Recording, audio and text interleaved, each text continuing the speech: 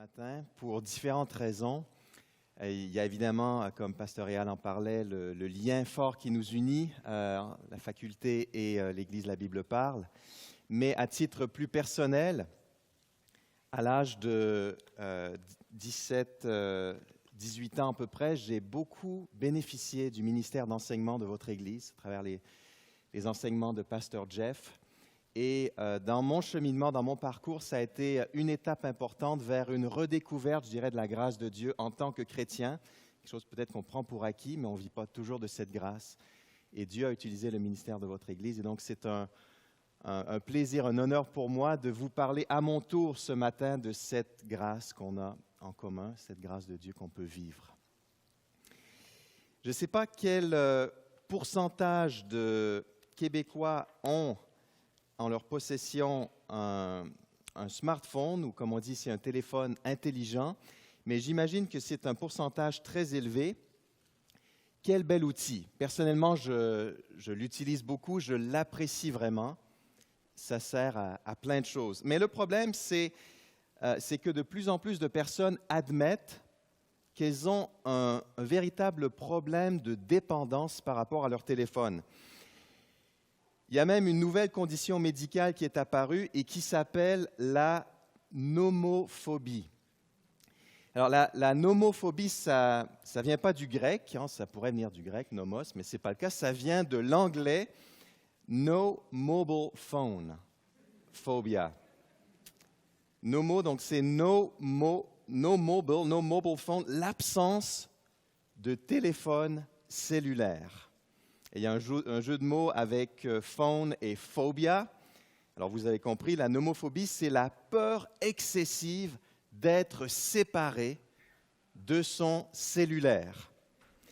Il y a des professeurs dans des grandes universités américaines qui consacrent énormément d'efforts à faire des recherches très sérieuses sur cette nouvelle condition qui prend de l'ampleur.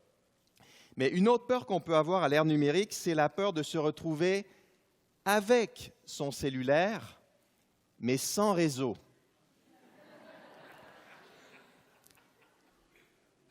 Pendant 4 jours la semaine dernière, on était en camping en famille dans le parc national du Mont-Tremblant, au fin fond du bois, dans un coin perdu, et je me suis rendu compte en arrivant qu'il n'y avait aucun réseau. Bon, c'est pas grave, parce qu'on avait décidé avec Laura qu'on allait faire une petite pause, un petit jeûne numérique de 4 jours, aucun courriel, aucun coup de fil, aucun texto, etc. Donc, tout allait bien. On profitait vraiment de la nature, de l'endroit. Le matin, quand on se réveillait dans la tente, on entendait je ne sais pas combien d'espèces d'oiseaux chanter. Mais un matin, j'entends pas seulement des oiseaux, j'entends des loups hurler. Et là, je me dis, j'entends des loups, j'ai pas de réseau. Je fais quoi s'ils s'approchent de la tente? Parce que c'est vrai on avait l'impression qu'ils étaient assez loin. Moi, personnellement, je ne sais pas comment réagir quand je suis entouré d'une meute de loups. Je n'ai jamais vraiment vécu. Mais à part appeler 911, j'ai aucune idée. Qu'est-ce que je fais? Lequel de mes 3 enfants je leur donne à manger en premier? Aucune idée.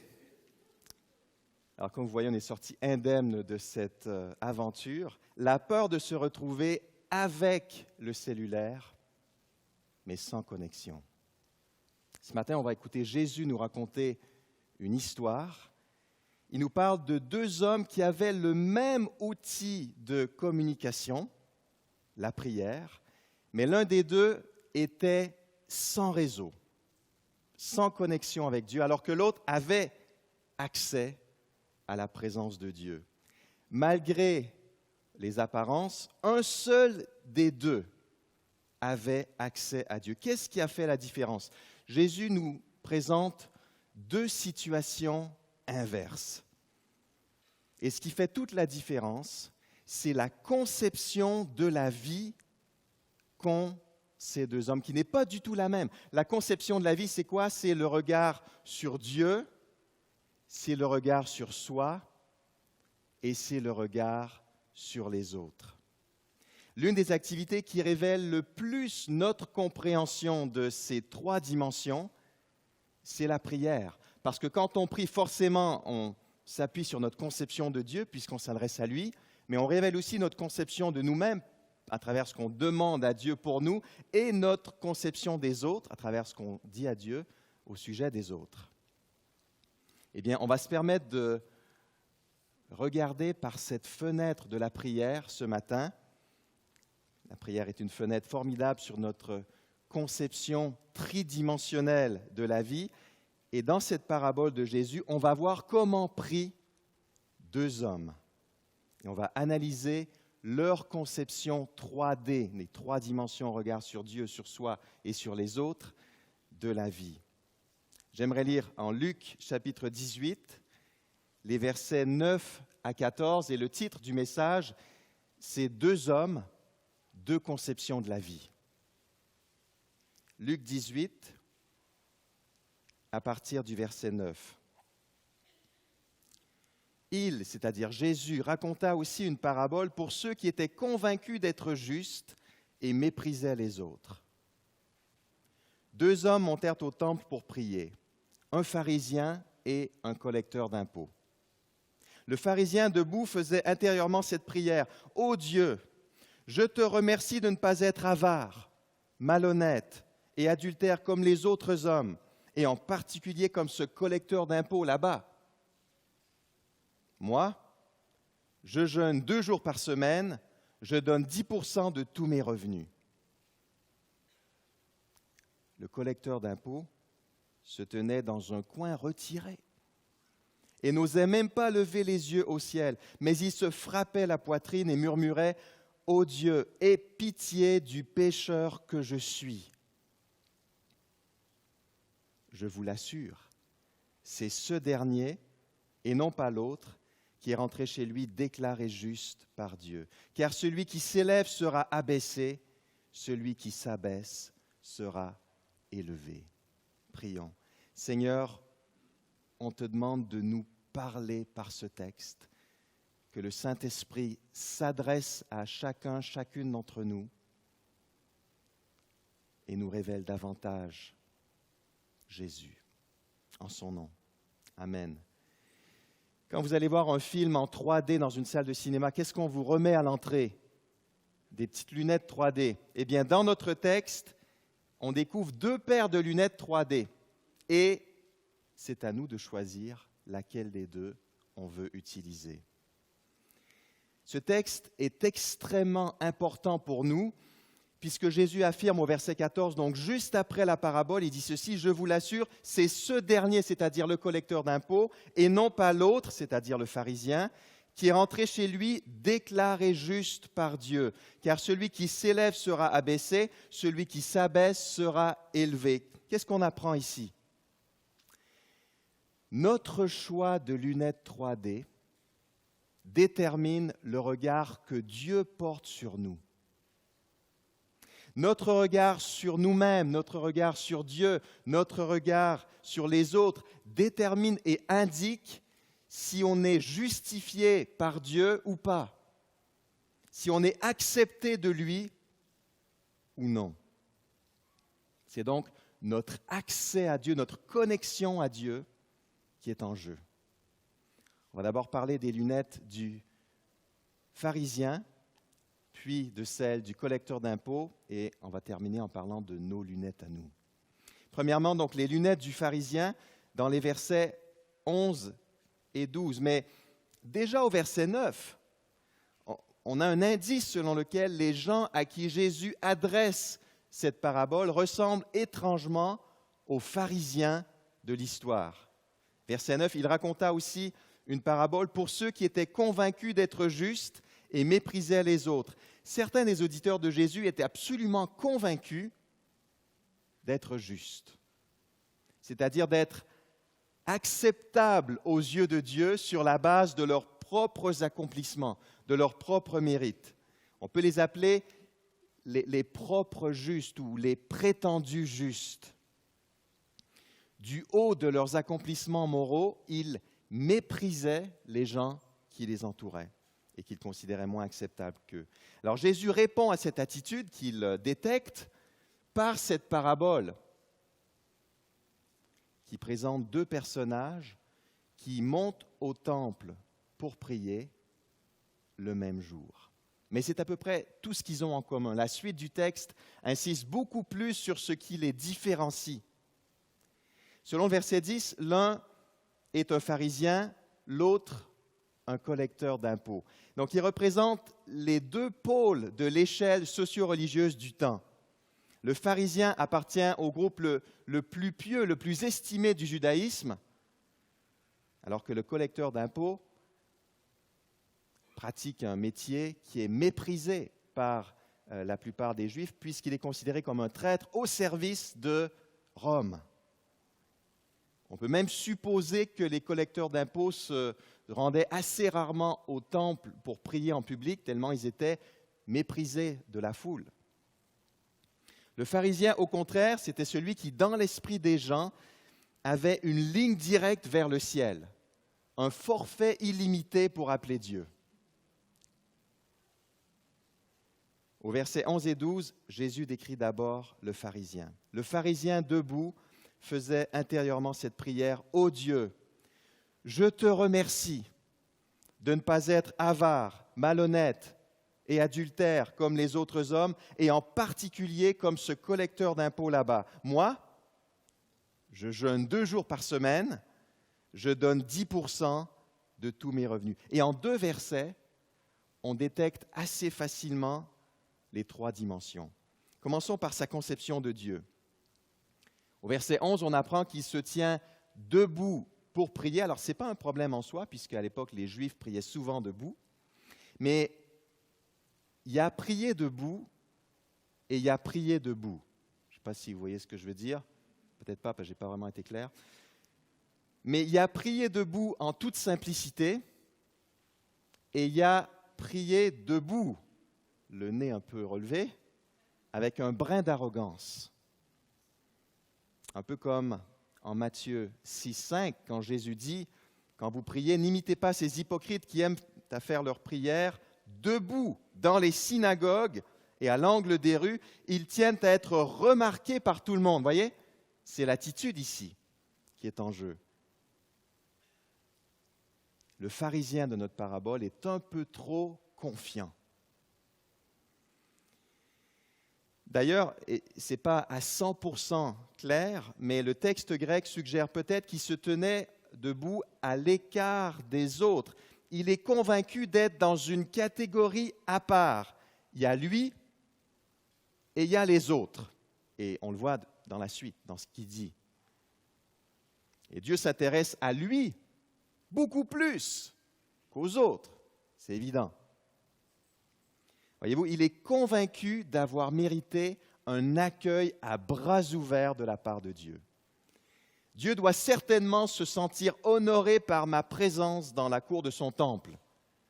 Il saute trop vite à la conclusion que Dieu l'admire, que Dieu est fier de lui. Quand il commence sa prière, c'est vrai, il donne l'impression d'être vraiment centré sur Dieu. « Ô Dieu, je te remercie ». Mais dans ce remerciement, il n'y a rien sur la personne de Dieu ou sur les œuvres de Dieu. En 2 versets, le pharisien réussit à dire 5 fois « je ». Et c'est un remerciement à Dieu. « Je te remercie. Je ne suis pas comme les autres hommes. Je jeûne. Je donne 10% de tous mes revenus, en grec, de tout ce que je gagne. » C'est le 5e « je ». Qu'est-ce qu'on voit ici? Sa conception de Dieu, elle est obstruée par une focalisation sur lui-même. Même quand il remercie Dieu, il n'arrive pas à voir Dieu. Même ces moments de louange sont des manifestations de nombrilisme. Comme le disait un pasteur, il souffre de nombrilite contemplative.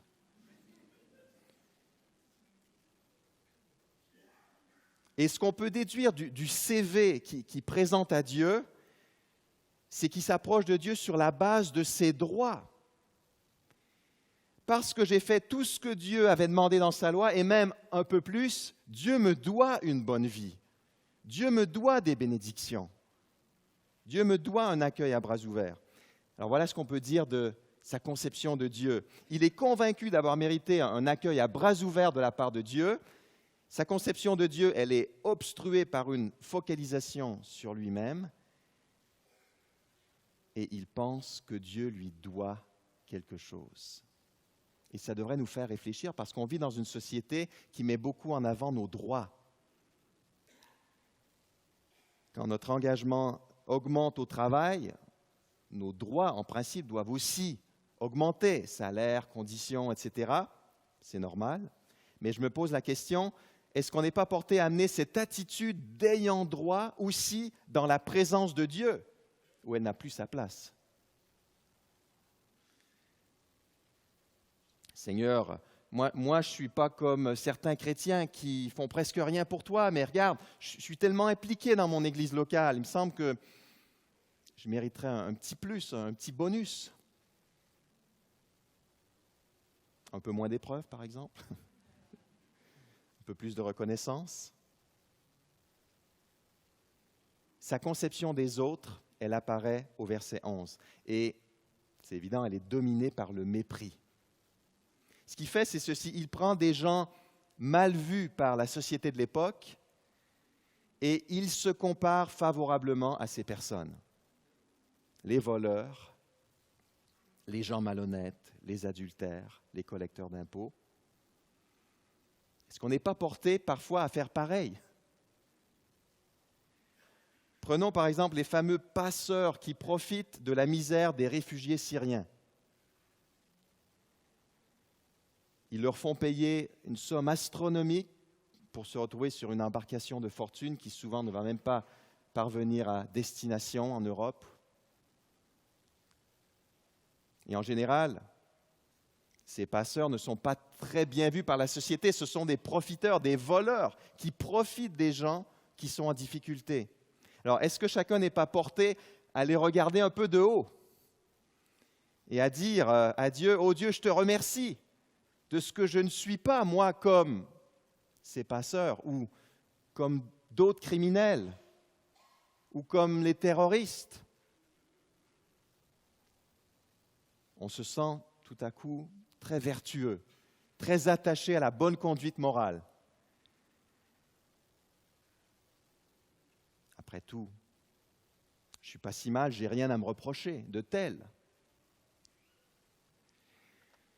Enfin, sa conception de lui-même, elle transparaît au verset 12. « Je jeûne 2 jours par semaine », c'était plus que ne l'exigeait la loi de l'Ancien Testament. « Je donne 10% de tous mes revenus », là c'était une obéissance fidèle à la loi. C'est vrai, il est un bon pharisien, mais son problème, c'est l'orgueil spirituel. Il a une trop haute opinion de lui-même. C'est comme s'il disait à Dieu, « Plus je me regarde dans un miroir, Seigneur, plus j'ai envie de te remercier, ô Dieu, d'avoir fait de moi quelqu'un d'aussi extraordinaire. » Même moi, je n'en reviens pas.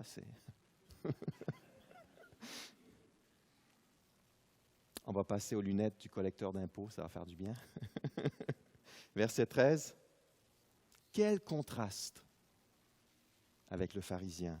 Le collecteur d'impôts se tenait dans un coin retiré et n'osait même pas lever les yeux au ciel, mais il se frappait la poitrine et murmurait « Ô Dieu, aie pitié du pécheur que je suis. » Question. Qu'est-ce qu'on apprend sur sa conception des autres?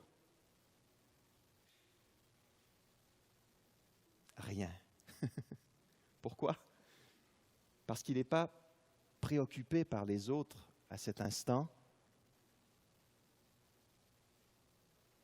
Il est content de se retrouver près de Dieu, tout simplement. Les autres n'existent plus autour de lui. Il se retrouve seul à proximité de la présence de son Créateur dans la cour du temple. Dans ce verset 13, on voit à la fois sa conception de Dieu et sa conception de lui-même. Les deux se croisent. On lit, le collecteur d'impôts se tenait dans un coin retiré, alors que le pharisien, lui, se sentait très à l'aise dans la cour du temple. Le collecteur d'impôts se tient loin. Loin de quoi? Probablement loin de l'endroit le plus sacré. Content de pouvoir prier en périphérie de la présence de Dieu. Il n'osait même pas lever les yeux au ciel. Voilà un homme conscient de la sainteté et de la perfection de Dieu et conscient en même temps de ses propres manquements. Il sait qu'un seul regard vers la sainteté de Dieu suffirait à mettre en lumière toute la laideur de son cœur. Il sait que son cœur est tortueux. Il ne veut pas lever les yeux vers le ciel. Il se frappait la poitrine. Ça, c'était un signe de contrition, de repentance.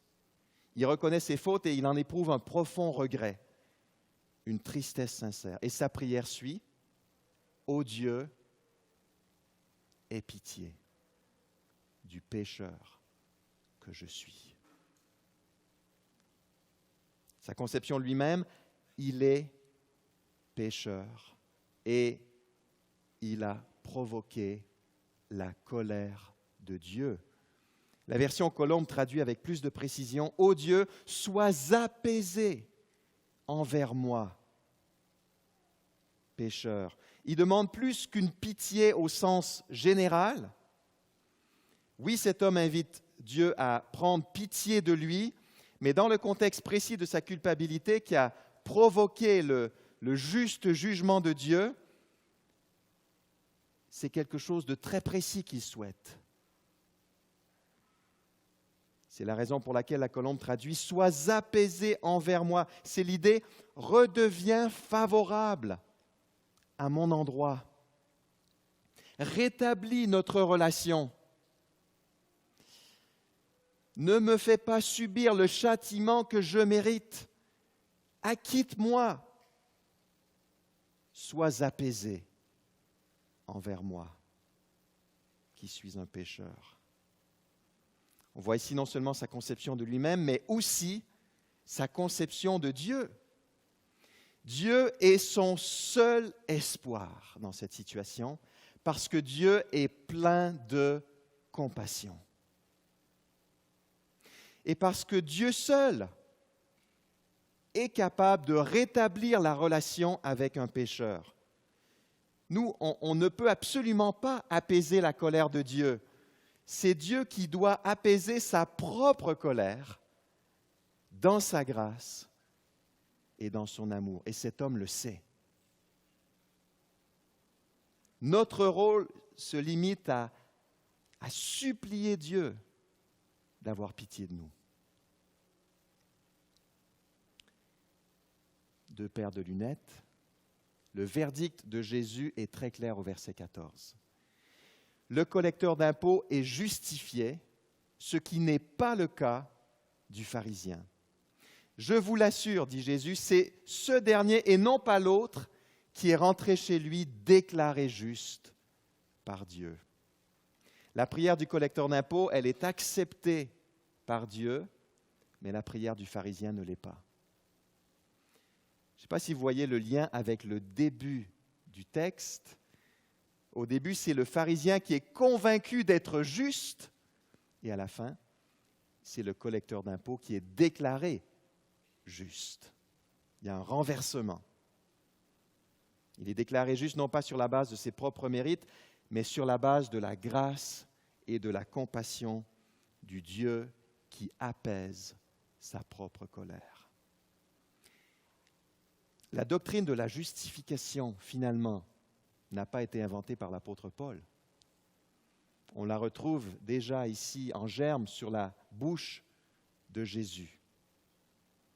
Celui qui est justifié dans cette situation, ce n'est pas le pharisien qui compte sur ses propres mérites, mais c'est le collecteur d'impôts qui dépend totalement du pardon gratuit de Dieu. On n'est pas très loin des épîtres pauliniennes. Le cœur du problème, et Jésus le résume très bien à la fin du verset 14, c'est l'attitude vis-à-vis de soi qu'on ne peut pas détacher de l'attitude vis-à-vis de Dieu et de l'attitude vis-à-vis des autres. Car celui qui s'élève sera abaissé, mais celui qui s'abaisse sera élevé. Et c'est encore le cœur du problème aujourd'hui. Si vous parlez de l'amour et de la grâce de Dieu autour de vous, ça va passer, souvent.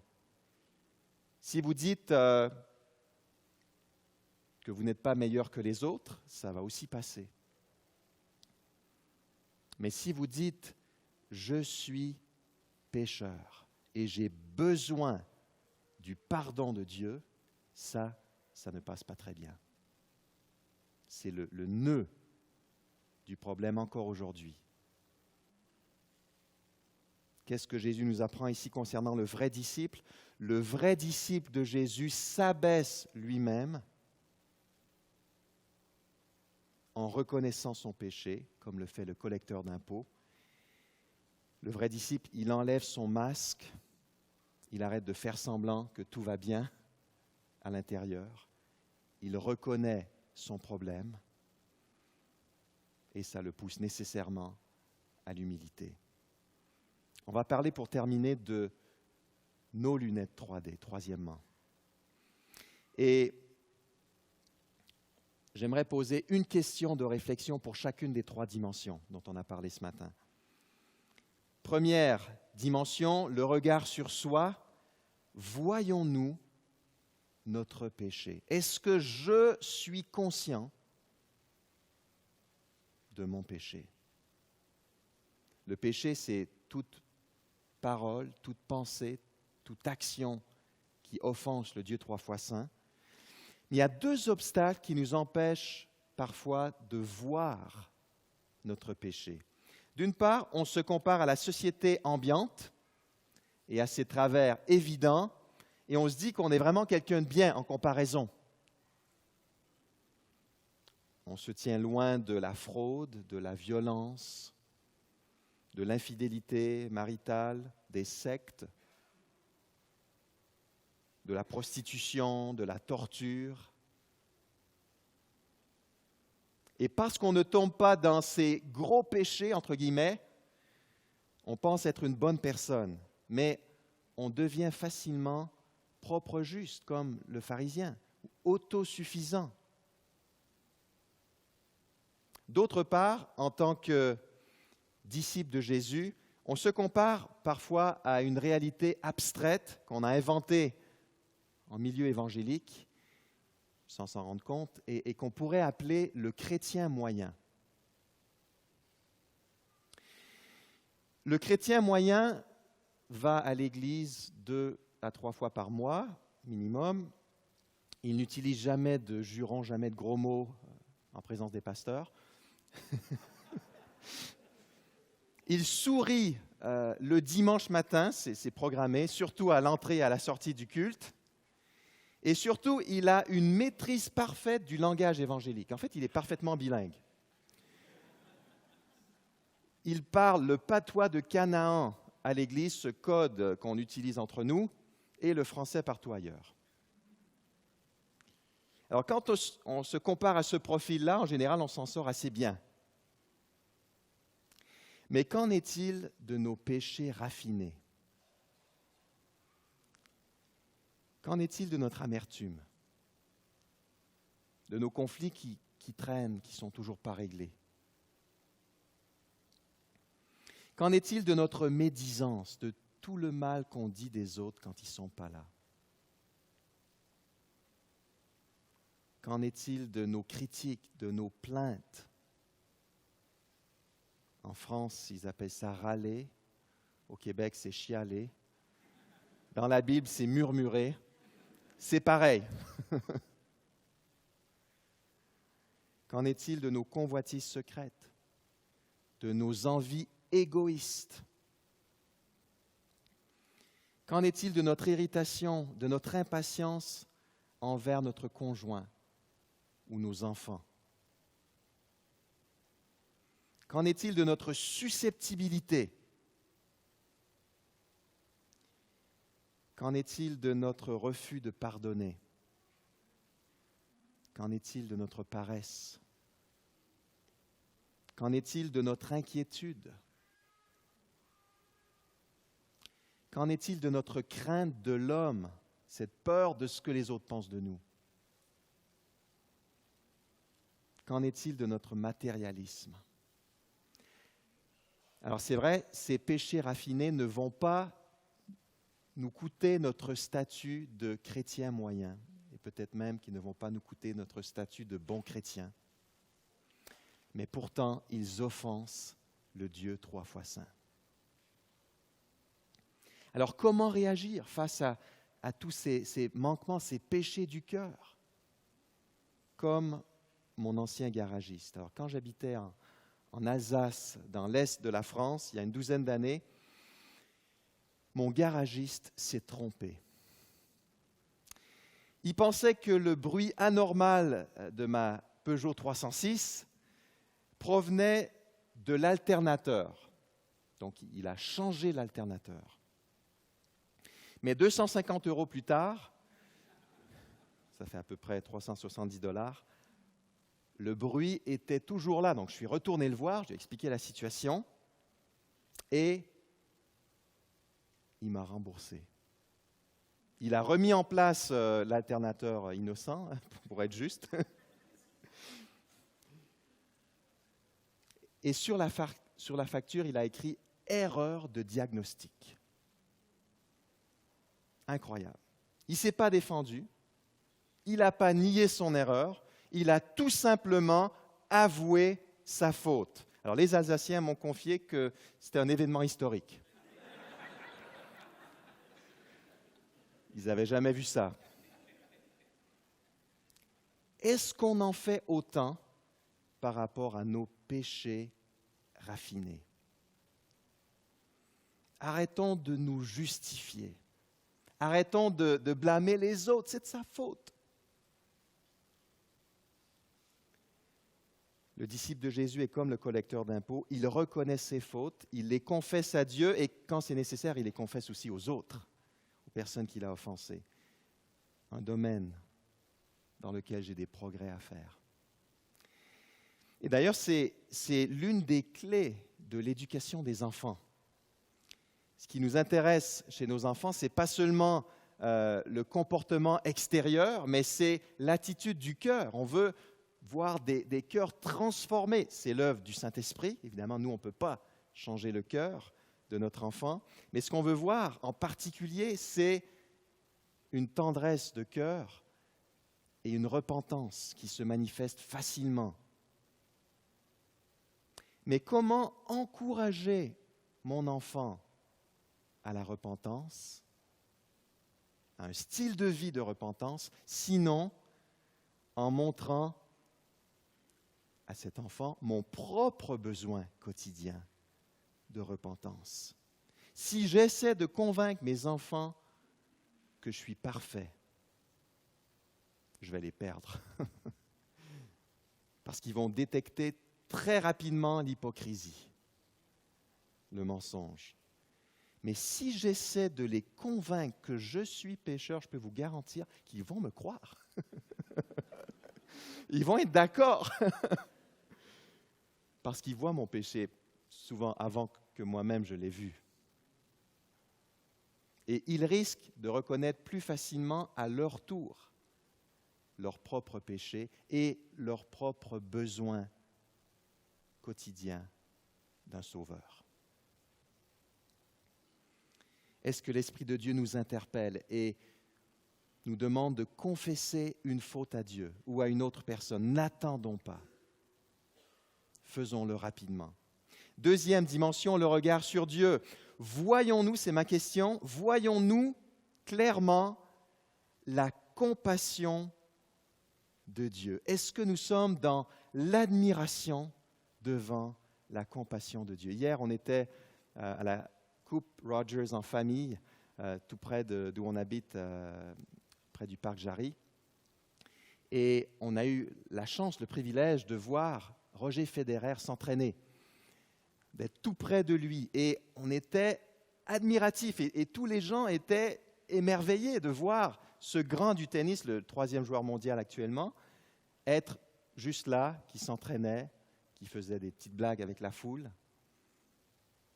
Si on est impressionné, si on est admiratif devant le 3e joueur de tennis au monde, à combien plus forte raison devrions-nous être dans l'admiration devant le Dieu qui n'est pas troisième, mais qui est premier, pas seulement en tennis, mais en compassion. En compassion. En tout cas, le collecteur d'impôts, lui, il a vu la compassion de Dieu, il a prié « Ô Dieu, aie pitié du pécheur que je suis, sois apaisé envers le pécheur que je suis. » Et on a un net avantage sur lui parce que nous, on connaît la suite du récit. Lui, il est seulement au chapitre 18, il est coincé là. Mais nous, on peut lire les chapitres suivants. Et l'histoire ne se termine pas là. Au chapitre 23, Jésus est crucifié entre deux malfaiteurs. Les deux criminels en croix ont une conversation avec Jésus.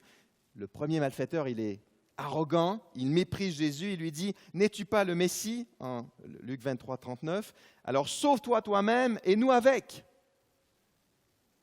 Jésus ne fait rien pour lui.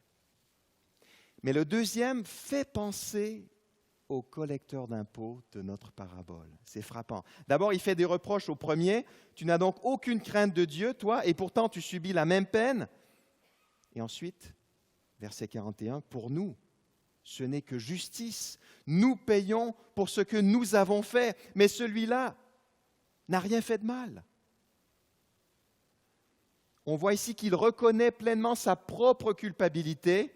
Il avoue mériter le jugement qu'il est en train de subir sur la croix. On voit aussi qu'il est convaincu de l'innocence de Jésus, qui, selon lui, est en train de mourir injustement. Ensuite, il implore la compassion de Jésus. Il lui dit « Jésus, souviens-toi de moi quand tu viendras régner. » Comment est-ce que Jésus réagit? Il lui dit « Vraiment, je te l'assure, aujourd'hui même, tu seras avec moi dans le paradis. » Le lecteur attentif est invité à comprendre ainsi cette manifestation suprême de compassion. Quand il meurt sur la croix en innocent, Jésus prend sur lui le châtiment du criminel et le nôtre. Nous qui sommes pécheurs, il subit la mort que nous méritons pour nous offrir le paradis que nous ne méritons pas.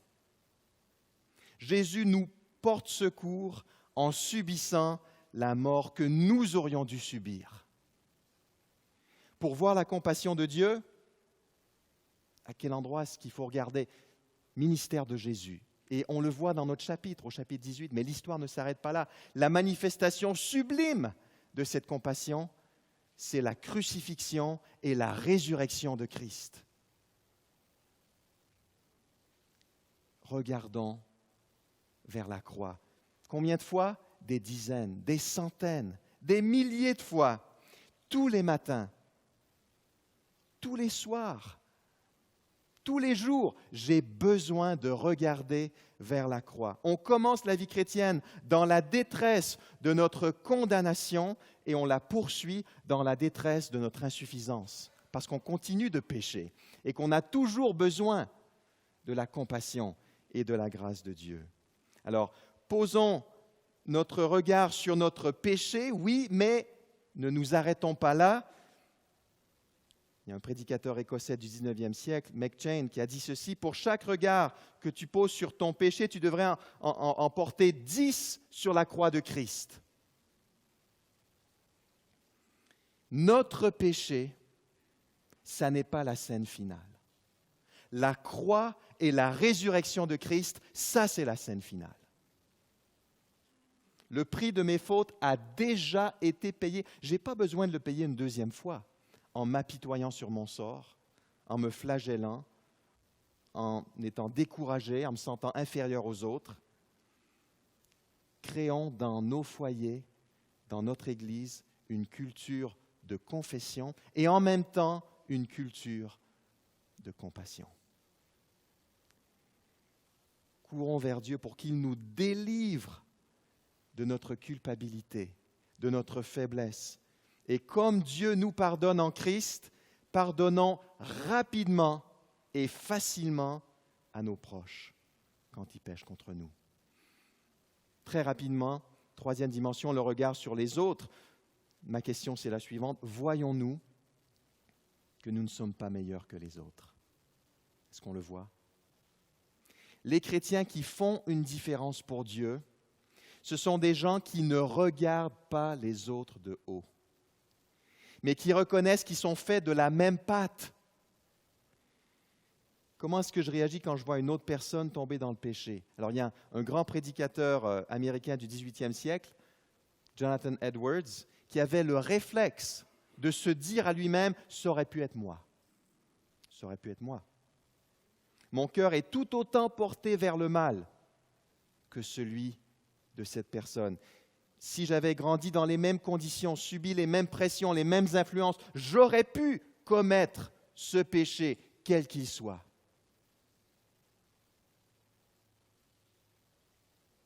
Qu'est-ce que j'ai de plus que les passeurs de migrants?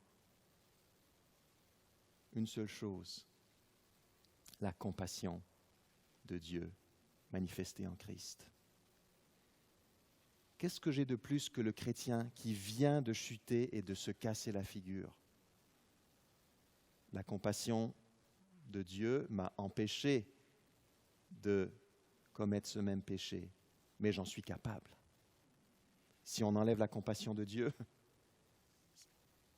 ce sera évident. Jésus nous invite ce matin à porter d'abord un regard honnête sur nous-mêmes, sur notre propre péché, puis 10 regards sur la croix pour y voir la compassion de Dieu, et enfin un regard de compassion sur notre prochain qui lutte aussi bien que nous. Avec de telles lunettes 3D, avec une telle conception de la vie, on n'aura pas forcément une vie facile, ce n'est pas ce qui est promis ici, mais on pourra vivre en disciple de Jésus. Prions. Seigneur, je ne sais pas ce que tu voulais dire à chacun, chacune ce matin, mais j'aimerais te demander que nous n'oublions pas ta parole et que nous la mettions en pratique. Produis en nous cette humilité qui ne peut que venir de toi. Rends-nous admiratifs de ta compassion qu'on prend souvent pour acquise. Et rappelle-nous qu'on n'est pas meilleur que les autres, mais qu'on dépend complètement de toi.